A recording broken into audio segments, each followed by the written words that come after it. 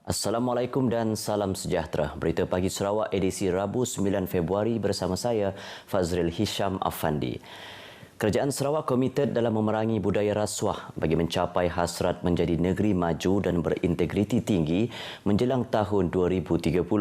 Ini dilakukan menerusi program rintis Kick-Off pelaksanaan MSISO 37001-2016 Sistem Pengurusan Anti Rasuah ABMS Anjuran Unit Integriti dan Ombudsman Sarawak. Berucap merasmikan program itu di Kuching Setiausaha Kerajaan Negeri, Dato' Amar Jaul Samion memberitahu program rintis tersebut merupakan satu usaha untuk mendapatkan pensijilan ABMS bagi agensi-agensi kerajaan di Sarawak selaras dengan inisiatif Pelan Anti Rasuah Nasional Peringkat Kebangsaan. Jelasnya, ABMS menggariskan pelbagai polisi dan prosedur yang boleh dipatuhi dan digunakan sebagai ukuran kawalan sistem pencegahan rasuah sekaligus membantu melaksanakan sistem pengurusan yang lebih berkesan bagi mencegah, mengesan dan menangani isu rasuah dalam sesebuah organisasi. Selain itu, tambahnya terdapat 6 buah agensi yang terlibat dalam program rintis ABMS ini dan dijangka akan menjadi penanda aras kepada agensi-agensi lain pada masa akan datang. Sementara itu, Dato' Amar Jaul juga berkata meskipun Malaysia merekodkan skor indeks persepsi rasuah yang tidak memuaskan dalam laporan Transparansi International Malaysia bagi tahun 2021, namun ia tidak akan melunturkan semangat Sarawak untuk meningkatkan agenda anti rasuah di negeri ini. Justru beliau yakin program rintis ini akan mengukuhkan lagi integriti dalam kalangan agensi-agensi kerajaan berasaskan dasar negara bagi amalan baik peraturan bagi melahirkan penyampaian perkhidmatan awam yang lebih cekap, berkesan dan telus. Seramai 60 peserta daripada 6 agensi kerajaan negeri iaitu Kementerian Pelancongan, Industri Kreatif dan Seni Persembahan, Jabatan Ketua Menteri, Jabatan Hutan Sarawak, Jabatan Agama Islam Sarawak, Sarawak Forestry Corporation dan Lembaga Pembangunan Koridor Wilayah Rekoda terlibat dalam program rintis berkenaan. Turut hadir ialah Pengarah Unit Integriti dan Ombudsman Sarawak, Ada Najed. Universiti Malaysia Sarawak UNIMAS akan mengadakan Majlis Convocation kali yang ke-25 pada 14 hingga 17 Februari ini. Pendaftar UNIMAS Azlan Ramli berkata tahun ini seramai 3,587 bakal graduan akan menerima penganugerahan mereka termasuk 442 graduan ijazah sarjana muda dan ijazah doktor falsafah. Katanya kali ini majlis convocation dibuat secara bersemuka dan hanya menjemput bakal graduan tanpa membawa keluarga bagi mematuhi prosedur operasi standard yang telah ditetapkan. Azlan menyatakan demikian selepas membuat kunjungan hormat terhadap Ketua Menteri Datuk Patinggi Tan Sri Abang Johari Tun Openg di Wisma Bapa Malaysia. Jelasnya kunjungan itu bertujuan untuk menjemput Ketua Menteri ke Majlis Penganugerahan UNIMAS pada 15 dan 16 Februari. Turut hadir semasa kunjungan hormat berkenaan ialah Pengerusi Lembaga Pengarah UNIMAS Tan Sri Datuk Sri Panglima Sulung Majarai dan Naib Chancellor Datuk Dr. Muhammad Kadim Soaidi. Dalam perkembangan berasingan, Ketua Menteri juga menerima kunjungan hormat daripada Persekutuan Persatuan Cina Sarawak yang diketuai oleh Presidennya Datuk Richard Wee Liang Chiat yang antara lain membentangkan resolusi persatuan berkaitan sosioekonomi, pendidikan dan kesihatan awam. Turut dikemukakan dalam kunjungan tersebut ialah memohon persetujuan bagi pembinaan rumah orang tua yang dicadangkan oleh Persatuan Hung Nam Siang Eng Sarawak. Ketua Menteri akan membantu dalam pembinaan rumah orang tua itu. Turut hadir ialah pengerusinya Teh Bun Sin.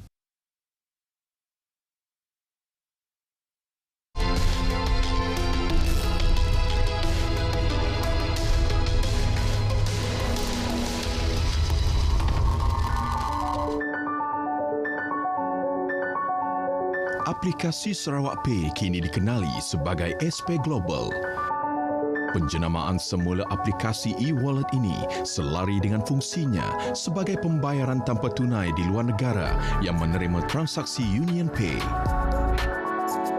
Penggunaan Union Pay yang dihubungkan dengan SP Global akan memudahkan rakyat Sarawak khasnya yang berada di luar negara untuk melakukan transaksi pembelian.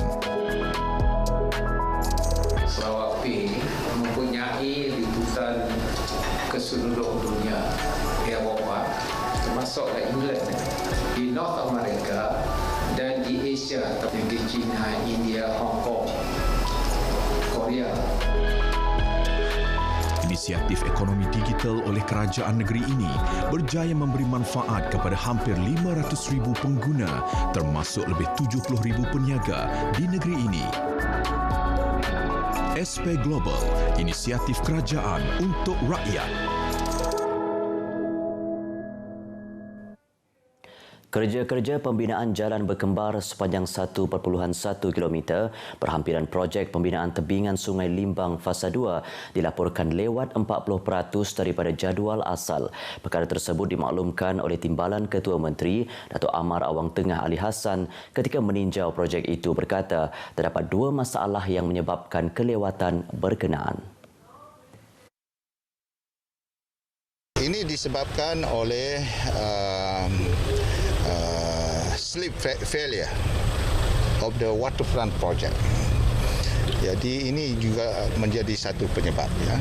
Disebabkan itu pihak Council telah pun mengarahkan rekorda untuk memberhentikan kerja-kerja. Keduanya disebabkan oleh the isu berhubung dengan relocation of the SAB kabel. Jadi kita tunggulah bila pihak yang berkenaan dapat menyelesaikan masalah yang timbul berkaitan dengan waterfront yang jatuh tu. So we were going to curb it up dan kerja-kerja lain akan diteruskan. Ya. Jelasnya lagi berhubung isu penempatan semula kabel milik Sarawak Energy Berhad SEB ia akan diselesaikan dalam tempoh terdekat oleh pihak SEB sendiri. Datuk Amar Awang Tengah berkata demikian kepada pemberita selepas melawat projek jalan berkembar itu di Limbang. Beliau juga memaklumkan masalah tersebut akan ditangani dengan segera selepas segala isu dapat diselesaikan. Aktiviti pertanian akan diberi tumpuan di kawasan Dewan Undangan Negeri Dun Mambung, khususnya penanaman kopi. Menteri Muda Pengangkutan yang juga ahli Dewan Undangan Negeri Dun Mambung, Datuk Dr. Jarib Susil berharap cadangan pembinaan sebuah pusat pengumpulan, pemprosesan dan pembungkusan untuk biji kopi di Bayur Padawan dapat diluluskan dalam tempoh terdekat. Katanya tapak di Bayur itu masih menunggu kelulusan daripada Jabatan Tanah dan Survey serta kementerian berkaitan. We have to prepare a coffee collection center sebab pada 3 tahun akan datang mereka yang telah menanam kopi, we have to find a place where to sell the coffee. Datuk Dr. Jarib berkata demikian kepada media selepas majlis simbolik penyerahan projek transformasi luar bandar bagi menaik taraf Dewan Serbaguna Kampung Petak di Padawan. Ujarnya Kampung Petak merupakan kampung pertama di Dun Mambung yang telah selesai membuat dokumentasi tanah. Kerja-kerja menaik taraf prasarana Dewan Serbaguna tersebut yang menelan kos RM100,000 turut meliputi pemasangan dinding batu, lampu siling, pengubahsuaian sistem peparitan dan pagar besi. Jadikan amalan berikut sebagai norma dan kebiasaan baru dalam kita mendepani COVID-19. Amalkan kebersihan diri dengan kerap mencuci tangan menggunakan air dan sabun atau cecair pensanitasi tangan. Pakai penutup separuh muka bila perlu keluar dari rumah. Sentiasa jaga jarak fizikal sekurang-kurangnya 1 meter dengan individu lain ketika berada di kawasan tumpuan awam. Jangan bersalaman dan bersentuhan dengan orang lain. Dan seboleh-bolehnya, elak menyentuh mata, hidung dan mulut dengan tangan yang belum disanitasi. Amalan ini penting dalam kita menjalani kehidupan seharian agar rantaian COVID-19 dapat diputuskan.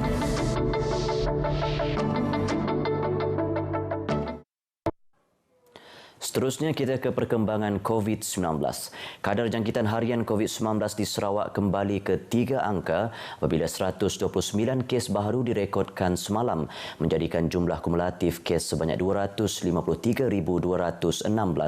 Menurut Jawatankuasa Pengurusan Bencana Negeri JPBN, 65 kes adalah kategori tidak bergejala dan 64 kes kategori bergejala ringan.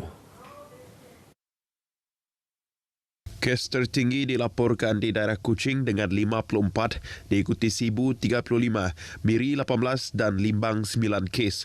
Kapit pula mencatatkan 4 kes serta masing-masing 3 kes di Song dan Bintulu. Manakala Lundu, Meradong dan Samarahan masing-masing merekodkan 1 kes. Dalam pada itu, polis Diraja Malaysia telah mengeluarkan 13 kompaun di Kuching kerana gagal mengimbas kod QR MySejahtera dan mencatat kehadiran sebelum memasuki premis. Pemandu dan 2 penumpang sebuah kereta yang dalam perjalanan dari Sibu ke Kuching mengalami kecederaan setelah kenderaan mereka terbakar selepas terlibat dalam kemalangan di kawasan Pematuh Betong, Jalan Sarike, Seri Aman semalam.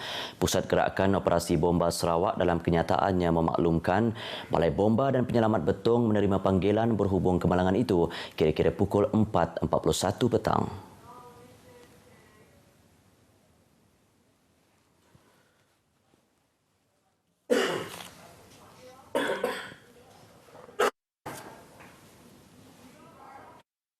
Di lokasi kejadian, pihak bomba mendapati kenderaan tersebut telah terbakar sepenuhnya.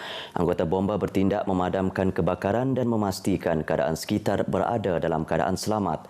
Kemalangan dipercayai berlaku apabila kenderaan yang dinaiki telah melanggar tayar belakang sebuah lori semasa berselisih di jalan lencongan, menyebabkan kereta yang dipandu hilang kawalan sebelum melanggar pembahagi jalan.